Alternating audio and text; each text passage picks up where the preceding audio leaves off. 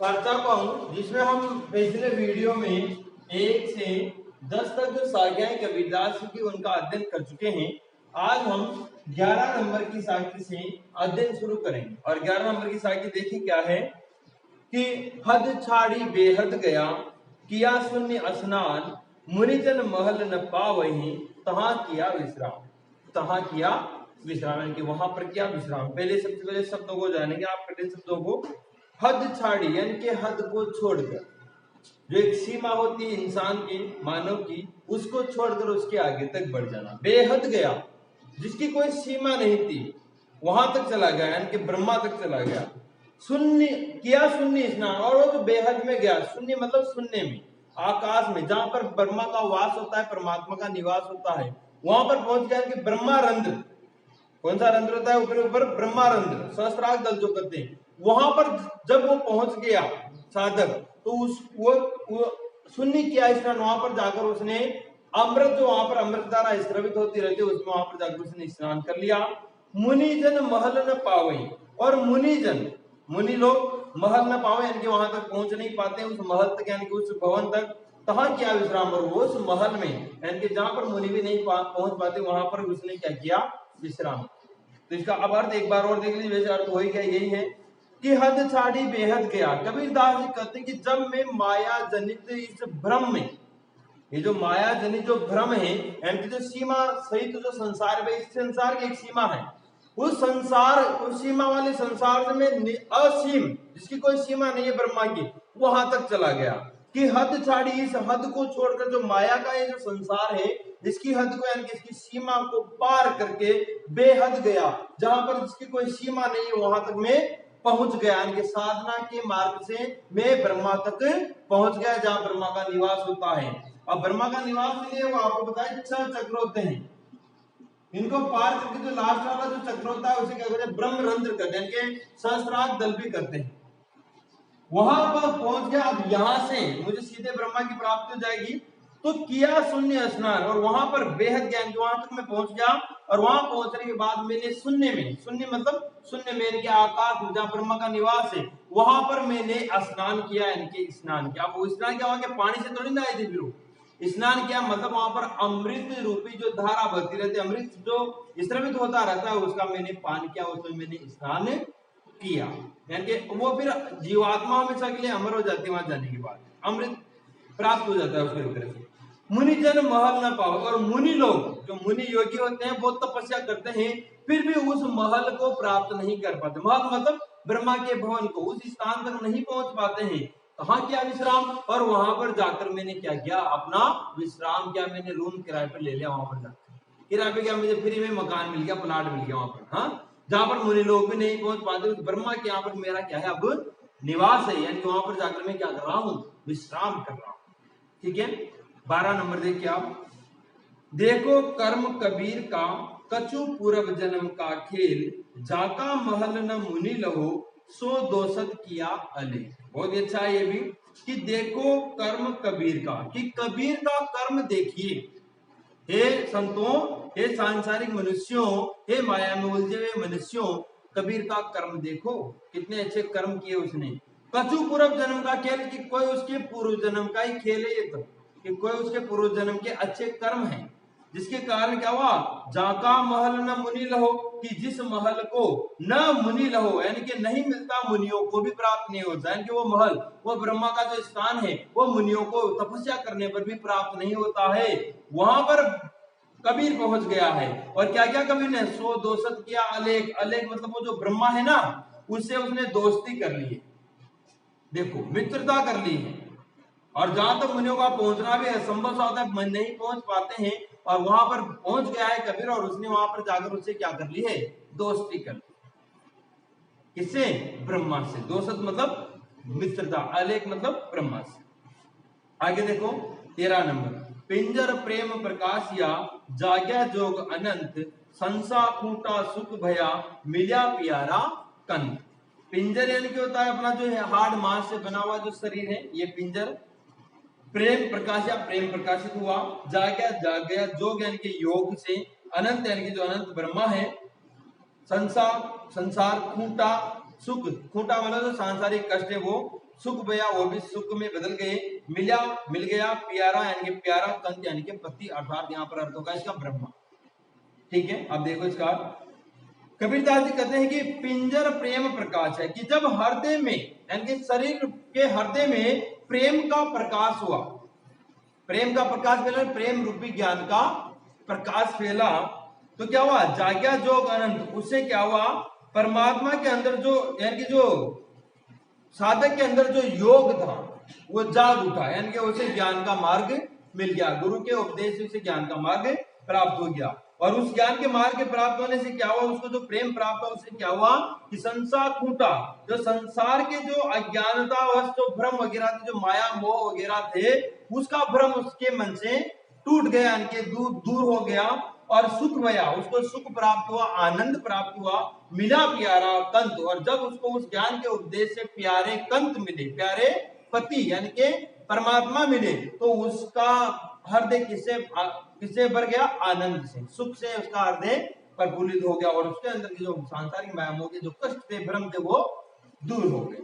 14 number देखिए आप, पेंजर प्रेम प्रकाश या अंतरी भया उजास, मुख कस्तूरी महमही, बाणी फूटी बास। पेंजर यानी वही हर मास का जो शरीर है वो प्रेम प्रकाश यानी कि प्रेम का प्रकाश हुआ, अंतरी, अंतरी यानी कि हृदय, यानी कि भीतर होता है, यानी कि अपने शरीर के अंदर क्या है, हृदय, भीतर यानी कि हृदय, भया उजास, उसका उजाला फैला, उसमें उजाला हुआ, प्रकाश हुआ, मुख कस्तूरी, मुख में जो कस्तूरी की महमयी यानी कि महकती हुई जो गंध आती रहती है, खुशबू आती रहती है, वाणी फूटी बास, और वाणी फूटी यानी कि निकली, वास यानी कि उस स्थान से या उस जगह से।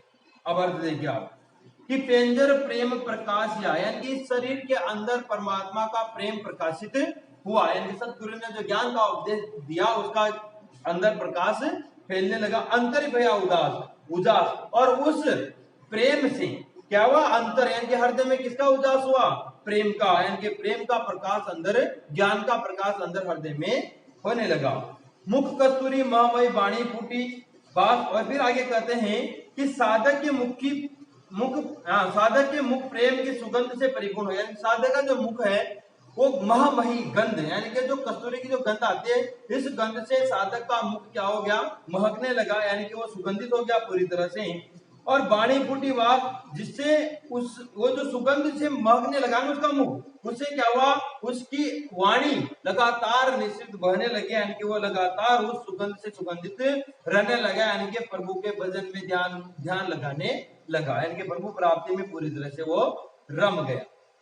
15 नंबर देखिए आप, मन लागा उन मन सो गगन पहुंचा जाए, देखा चंद बिहुना चांदिना, कहां अलख निरंजन राय। फिर आगे कबीरदास जी कहते हैं, शब्दार्थ देख लो, मन लागा यानी कि मन का लगना, उन्मन सो उन्मन होना यानी कि उदास होना, गगन यानी कि आकाश, शून्य जहां ब्रह्मा का निवास माना जाता है, पहुंचा जाए पहुंच गया, देखा यानी कि देखा, चंद बिहुना चंद्रमा के बिना, चांदना यानी कि चांदनी, चंद्रमा के बिना चांदनी, चंद्रमा की जो ज्योति होती है वो, कहा अलग निरंजन, अलग निरंजन का अर्थ है यहाँ पर निराकार ब्रह्मा, वहां पर अलग निरंजन रहते हैं। ठीक है, अब अर्थ देखिए आप, मन लागा उन मन सो गगन पहुंचा जाए।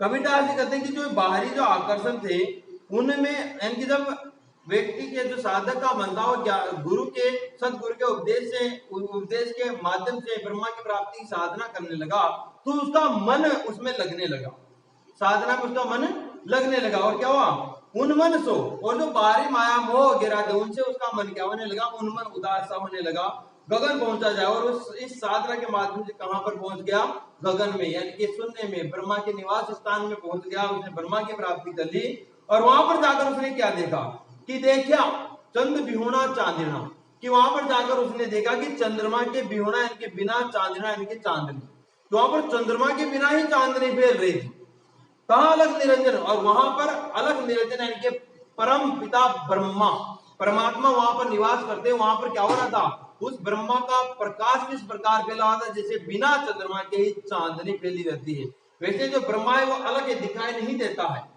फिर भी उसका वहां पर चारों तरफ उसी का प्रकाश फैला हुआ था। ठीक है, आगे देखिए 16 नंबर, मन लागा उन मन सो उन मन मन ही बिलग, लूण बिलगा पानिया, पानी लूण बिलग। सिंपल है ये तो।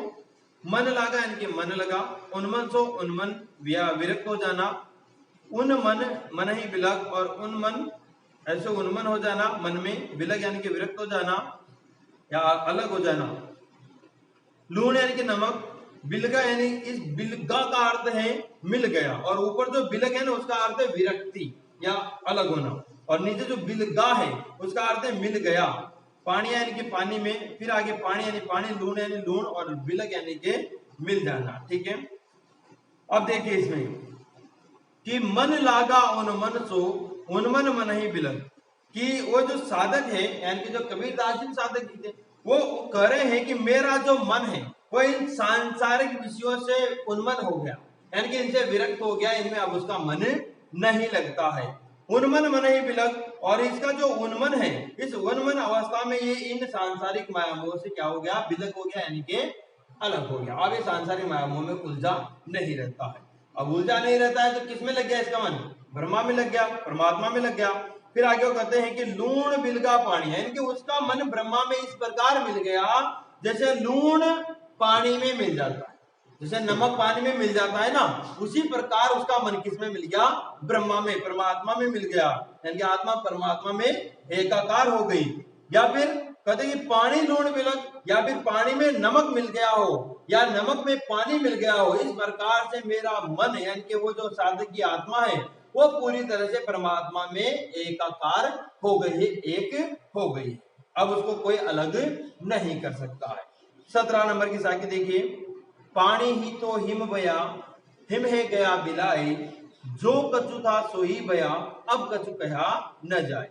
पानी ही ते हिम बया, पानी यानी कि पानी, हिम यानी कि बर्फ, बया यानी कि हुआ, फिर आगे हिम यानी बर्फ, गया बिला यानी कि उसमें मिल गया, जो कछु था सोई बया, जो कुछ भी था वही रहा, अब कछु कहा नहीं, अब इसके अलावा और कुछ कहा नहीं जाता। बिल्कुल सिंपल है। जैसे आपने देखा, आप देखते हो कि पानी क्या होता है, पानी से क्या बनता है, बर्फ बनता है। पानी के जमने के बाद क्या बन जाता है, बर्फ बन जाता है। जब बर्फ पिघलता है तो वापस क्या बन जाता है, पानी बन जाता है। ठीक है। तो यहां पर एक तो आत्मा है, एक परमात्मा। तो यहां पर जो पानी है वो क्या है, यहां पर परमात्मा, क्योंकि इसी का अंश था ये, और ये क्या बन गया था, एक शरीर बन गया मानव का। जब शरीर नष्ट हो जाएगा वापस आत्मा कहां चली जाएगी, परमात्मा के पास चली जाएगी। ये संबंध बताया यहाँ पर कि पानी ही थे हिम बया, वो पहले पानी ही था, यानी कि पानी ही था मतलब परमात्मा का अंश था। वो हिम बया, वो दूसरे जन्म लेकर क्या बन गया, वो बर्फ, यानी कि मनुष्य का शरीर धारण कर लिया। उसने किसका शरीर धारण कर लिया, मनुष्य का शरीर धारण कर लिया। फिर आगे कहते हैं कि जो कछु था सोई भया, अब कछु कहा नहीं, जो कुछ था वो उसी में मिल गया, यानी कि जो मनुष्य शरीर नष्ट हुआ तो वापस ये मनुष्य की आत्मा किसमें मिल गई, परमात्मा में मिल गई। इससे ज्यादा और कुछ कहा नहीं जा सकता। ये इसका अर्थ देखो कि पानी ही तो हिम बया, कि पानी ही से क्या बना था, बर्फ बना था, और हिम है गया मिला, और जब हिम यानी कि बर्फ पिघल गया तो वो वापस क्या बन गया, पानी बन गया, और वापस किसमें मिल गया, वो पानी में मिल गया, यानी कि वो परमात्मा में मिल गया। जो कछु था सोई बया, जो कुछ भी था वो यही खेल था पूरा जीवन सृष्टि का। अब कछु कहा नहीं, अब कुछ भी कहा नहीं जाता, यानी कि जो जीवात्मा जो ब्रह्मा का अंश थी वो वापस जाकर ब्रह्मा में ही मिल गई। ठीक है। आगे देखिए 18 नंबर की साखी, भली भई जू बे पड़िया, गई दशा सब भूली, पाला गली पानी भया, धुली मिलिया उन कुली। भली भई यानी कि अच्छा हुआ, जू बे पड़िया वे मिल गए, गई दशा सब भूली, मेरी बुरी दशा को मैं पूरी तरह सबको भूल गया, पाला, पाला पड़ता ना बर्फ का, बर्फ गिरना, गली पानी भया, उससे उसको गलकर क्या बन गया, पानी, धूली मिलिया उनकुली, फिर वापस वो ढुलक कर किसमें मिल गया, कूल, यानी कि वो समुद्र वाले जो परमात्मा का जो परमात्मा रूप जो सागर है उसके किनारे में, यानी कि उस पानी में जाकर वापस मिल गया। वही बात है, यही वाली आत्मा परमात्मा में वापस जाकर मिल गई कि भली वही जो भे पड़ा, कि यह बड़ा अच्छा हुआ कि सदगुरु की कृपा मुझ पर हो। ये बहुत अच्छा हुआ कि किसकी कृपा हो गई मुझ पर, सदगुरु की कृपा हो गई। और सदगुरु की कृपा हो गई तो क्या हुआ, गई दशा सब भूली, कि सदगुरु की कृपा होने से मेरी जो दशा थी, कि जो मैं माया मोह के भ्रम में फंसा हुआ था, उलझा हुआ था, उस सब दशा को मैं भूल गया, यानी कि उससे बिल्कुल विलग हो गया। अगर सदगुरु नहीं मिलते तो मुझे मार्ग कौन बताता, मुझे अब मृत्यु का भी भय नहीं रहा, क्योंकि जब मृत्यु होगी तभी तो परमात्मा से प्राप्ति होगी। तो अब सदगुरु के मिलने से मेरे अंदर कोई भय नहीं रहा है, मृत्यु का भी भय नहीं रहा है। आगे देखो, पाला गली पानी भया और जिससे हिम गिलकर पानी, यानी कि पाला गली, यानी कि पाला क्या होता है, बर्फ, वो गलकर पानी भया, क्या बन गया, पानी बन गया, यानी कि हिम गलकर क्या बन गया, पानी, यानी कि जो शरीर था वो नष्ट होने के बाद वो वापस किसमें जा मिला, परमात्मा में जा मिला। तो शरीर किसका प्रतीक है, एक तरह से बर्फ का, और पानी परमात्मा का, तो वापस गलकर नष्ट होकर किसमें जा मिला, पानी में मिल गया। धूलि मिलिया उन कुल, और ढुलक कर मिल गया उन कुल, उसी के किनारे में जाकर वो वापस परमात्मा से एकाकार हो गया, यानी कि परमात्मा और आत्मा एक ही, यानी कि जीवात्मा परमात्मा का अंश है, और वापस जाकर वो उसमें एकाकार हो जाती है। ठीक है, आगे देखिए 19 नंबर, चौहटे चिंतामणि चढ़ी हाड़ी मारत माथी हाथी, हाड़ी मारत हाथी मीरा, यहाँ वैसे कबीरा होना चाहिए, कबीरा मुझसु मिहर करी, मिहर यानी कि कृपा, इब मिलो न काहू साथी। अब इसका अर्थ देखो, चौहटे मतलब चौराहे पर, चौहटे मतलब चौराहे पर, चिंतामणि मतलब चिंतामणि, चढ़ी हाड़ी मारत हाथी, और हाड़ी मारत हाथी यानी कि जो दलाल है वो उसके ऊपर हाथ मार रहे हैं। मीरा मुझसु मिहर कर, मीरा यानी कि एक तरह कबीरा मुझसे मुझसे मिहर कर, यानी कि मुझ पर क्या कर, कृपा कर। कबीरदास जी कह रहे हैं कि मुझ पर ईश्वर कृपा करो, मिहर का मतलब याद रखना, कृपा करना। अब मिलो न कहूं साथी, अब इसके अलावा मुझे और कोई साथी नहीं मिलता है। अर्थ देखिए अब इसका, चौहटे चिंतामणि चढ़ी, कि संसार रूपी बाजार के चौराहे पर जीवात्मा रूपी चिंतामणि बेचने के लिए रखी गई। जो संसार का चौराहा है उस पर जीवात्मा रूपी जो चिंतामणि है वो विक्रय के लिए, यानी बेचने के लिए रखी गई। जैसे इस संसार में मनुष्य जन्म लेता, ले लिया उसने जन्म, तो संसार रूपी चौराहे पर जैसे उसने जन्म ले लिया, तो अब वो विक्रय के लिए, बेचने के लिए तैयार है। बेचने के लिए मतलब क्या, अब उसे संसार में आकर अपने कर्म करने, अच्छे बुरे जो कर्म होते हैं उनको यहाँ पर एक तरह से विक्रय करे, विक्रय कहा है। तो संसार में आने के बाद मानव सांसारिक कर्मों का जो क्रय विक्रय करता है, कोई अच्छे करता है कोई बुरे करता है, तो वो चिंतामणि रखेगी, यानी कि मानव ने जन्म ले लिया, वो संसार रूपी चौराहे पर खड़ा हुआ है, अब वो जीवन में आगे बढ़ता जाएगा और अपने कर्मों को करता जाएगा, इनके विक्रय के लिए वो तैयार हो गया। हाड़ी मारत हाथी, और जैसे ही संसार रूपी चौराहे पर क्या रखी गई, चिंतामणि यानी कि मनुष्य रूपी जीव को रखा गया, वैसे उसके ऊपर कौन हाथ मारने का, माया रूपी दलाल। जैसे कोई चीज रखी जाती है चौराहे पर, तो जो दलाल होता है वो सबसे पहले आता है, उसको भाई क्या क्वालिटी है वस्तु में, हाँ इसको कितने में खरीदना है, कितने में नहीं खरीदना। वैसे ही जब मनुष्य इस संसार में जन्म लेता है, संसार रूपी चौराहा मतलब इस संसार में कहीं भी जन्म लेता है, तो माया यानी कि संसार के विक्रय के लिए तैयार हो जाता है, यानी कि उसको इस संसार में खरीदना है, कुछ कर्म अच्छे करने हैं, कुछ बुरे भी हो जाते हैं, तो वहां पर उसको उससे अच्छे बुरे कर्म कौन कराता है, माया रूपी दलाल। यानी कि माया के जो आकर्षण है, सांसारिक माया मोह के जो आकर्षण है, उनमें उलझकर वो व्यक्ति अलग अलग कर्म करने लग जाता है। मीरा मुझसु मिहर करी, फिर आगे कबीरदास जी कहते हैं कि हे गुरुवर अब आप मुझ पर कृपा करिए। मीरा यानी कि एक तरह से सदगुरु के लिए कहा, कबीरदास जी कह रहे हैं कि हे गुरुवर, हे सदगुरु, आप मुझ पर मिहर करिए।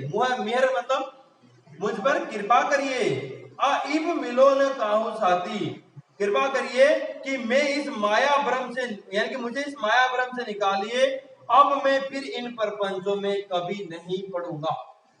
एक बार इस मनुष्य जीवन में ले लिया मैंने जन्म, लेकिन हे सदगुरु अब आप मुझे ज्ञान का प्रकाश देकर मुझे इस माया रूपी भव सागर से पार करने का रास्ता बताइए, और मैं दोबारा ऐसे माया प्रपंचों में कभी नहीं उलझूंगा। ठीक है, 20 नंबर देखिए आप, संसी उड़ानी गगन को पेंड रहा प्रदेश, पानी पिया चंच बिन भूली गया यह देश।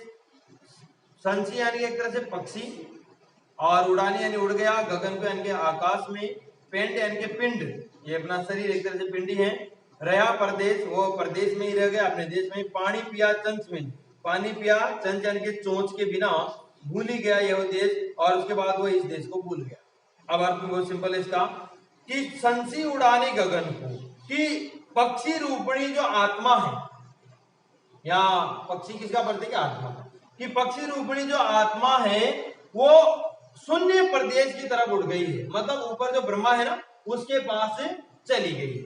भाई साधक सदगुरु के ज्ञान से साधना साधक, और वो उसने छठ चक्रों का भेदन करके कहां चला गया? ब्रह्मा के पास चला गया है, और वहां पर गगन में उड़ गया है। यानी कि पक्षी रूपिणी जो आत्मा है, जीवात्मा है, वो कहां पर चली गई है? गगन में चली गई है, यानी कि ब्रह्मा के पास पहुंच गई है।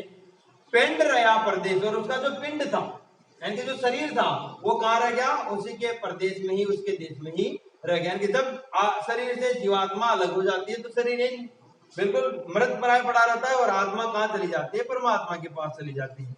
तो पिंड रहा प्रदेश, उसका पिंड यानी कि शरीर तो इसी देश में पड़ा रह गया। अब उसने वहां जाकर क्या देखा? ऊपर चला गया ना वो गगन में, पक्षी रूपिणी आत्मा। पानी पिया चंच बिना, और वहां पर जाकर उस पक्षी रूपिणी जीवात्मा ने चंच बिना यानी कि चोंच के बिना ही पानी पिया, मतलब वहां पर जो अमृत धारा बह रही थी उस अमृत का उसने वहां पर जाकर पान किया, और वो क्या हो गया? अमर हो गया। और अमर होने के बाद क्या हुआ? भूल ही गया यह देश। फिर वहां जाने के बाद वो इस देश को तो भूल गया, मतलब यहाँ के जो सांसारिक माया मोह थे उनसे वो बहुत दूर चला गया, वापस इनसे उसका कोई लेना देना नहीं रहा। 21 नंबर की साखी देखिए आप। संसी उड़ाने को गगन उड़ी चढ़ी आसमान, जिही सर मंडल में दिया सो सर लागा कान। यहाँ भी वही बात है कि संसी यानी के पक्षी, उड़ानी उड़कर गगन यानी के गगन में चला गया, उड़ी चढ़ी आसमान, और उससे भी ऊपर और आसमान में चला गया। जी सर मंडल भेद दिया, और उसने वो जो 6 चक्र होते हैं उनका भेदन कर दिया है। सो सर लागा कान, और वही उपदेश मुझे सतगुरु से प्राप्त हुआ है। कान लगा मतलब कान से मैंने वही उपदेश प्राप्त किया। तो यहाँ पर कबीरदास जी कह रहे हैं कि जो संसी उड़ाने को यानी कि वो जो जीवात्मा रूपी जो पक्षी है वो उड़कर कहां चला गया? गगन, गगन में चला गया, और ऊपर चढ़ी, और वो और ऊपर चढ़ गया, यानी कि ऊपर तक पहुंच गया, ब्रह्मा तक पहुंच गया, उसके निवास तक आसमान में पहुंच गया। जी सर मंडल भेद दिया, यानी कि वो जहां पर पहुंचा है वहां पर सतगुरु के उपदेश से व्यक्ति प्रभावित होकर, साधक को जब सतगुरु का उपदेश मिलता है तो उससे प्रभावित होकर 6 चक्रों का भेदन करके ही वहां पर जाता है। जब तक वो शरीर के जो 6 चक्र होते हैं उनका भेदन नहीं कर देता तब तक वो वहां पर नहीं पहुंच सकता है, तब तक वो वहां पर नहीं पहुंच सकता है। जी सर मंडल भेद यानी 6 चक्रों का भेदन करके वहां पर चला गया। सो सर लागा कान, और इसी से वो कहते हैं कि वह उपदेश सदगुरु ने मुझे भी प्रदान किया, जिससे उन 6 चक्रों को पार करके ब्रह्मा तक पहुंचा जा सकता है। अब आएगा अपने 21 नंबर। देखिए एक ये बना देता हूं मैं यहाँ छोटा सा चित्र, 6 चक्र, जैसे कि ये अपन एक छोटा सा मानव चित्र बना के मैं आपको थोड़ा सा बताने का प्रयास करता हूं, है ना। तो ये ऊपर ही ऊपर होता है, इस चक्र को कहते हैं सहस्त्रार चक्र।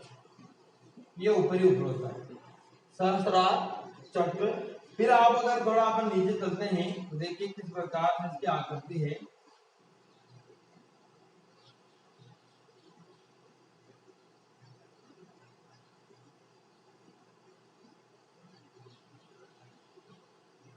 अब इसमें 6 चक्र होते हैं, किस प्रकार से होते हैं देखिए आप। 6 चक्र इसमें, ये तो अलग छोड़ी आप बातों को, तो इसमें जैसे सबसे पहले अपन यहाँ लिखेंगे, ये जो चक्र होता है इसे कहते हैं आज्ञा चक्र। क्या कहते हैं इसे? आज्ञा चक्र। ऊपर ऊपर तो सहस्त्रार चक्र है, वो आज्ञा चक्र कहलाता है। और जो यहाँ नीचे नीचे होता है इसको कहा जाता है मूलाधार चक्र। मूलाधार चक्र, ठीक है। फिर इसके ऊपर थोड़ा आप चलोगे यहाँ पर, तो यहाँ पर जो चक्र आता है उसे कहते हैं स्वादिष्ठान चक्र। स्वादिष्ठान चक्र। फिर इसके ऊपर चलते हैं तो मणिपूरक चक्र आता है। कौन सा चक्र आता है?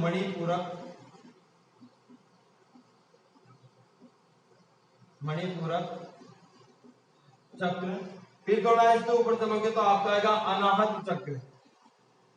कौन सा चक्र आएगा? अनाहत चक्र। अनाहत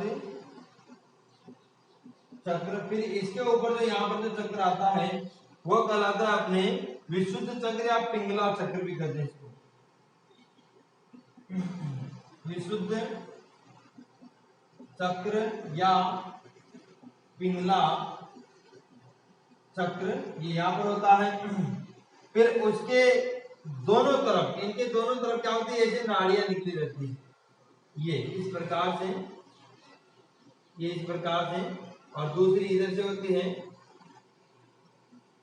ये दोनों आपस में से क्रॉस करते हुए चलती है, ये इस प्रकार से।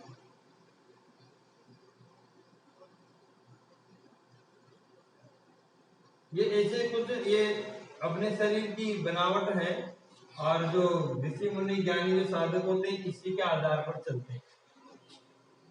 तो इसमें क्या है? ये जो दो नाड़ियां बनाई ये तो है ईड़ा, इसको अपन बार बार आ रहा था ना, ईड़ा नाड़ी, ये ईड़ा नाड़ी, ठीक है।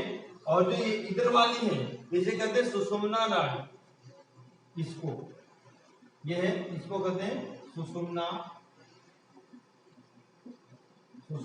नाड़ी। ये दोनों इसके दोनों तरफ चलती रहती है। इसी चक्र से पूरा खेल होता है। ये मूलाधार चक्र, फिर स्वादिष्टान चक्र जब भोजन वगैरह करते हैं, मणिपूरक, मणि जहाँ होते हैं, फिर अनाहत चक्र जो हरते वगैरह, फिर आप दिया विशुद्ध चक्र, फिर ऊपर यहाँ होता है आज्ञा चक्र, यहाँ के बाद में सहस्रार चक्र। फिर इससे जब निकल जाता है जीवात्मा तो सीधी परमात्मा के पास चली जाती, ठीक है। अब देखिए आप जो अपने 22 नंबर की जो साखी अब आपको